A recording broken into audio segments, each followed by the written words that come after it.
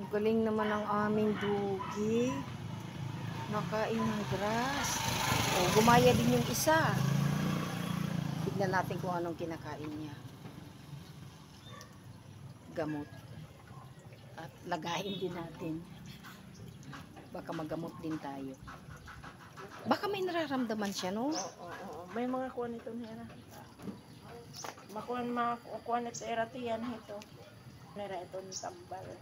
Na banwa. Kaya sa hayop ko no kung ano yung binkakaon hayop nga banwa. Tambal gyud ko na itaw. Kitaon ka. Oh. Ayan oh.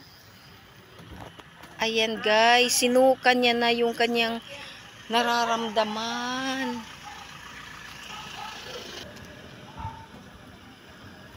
Oo, sumuka na.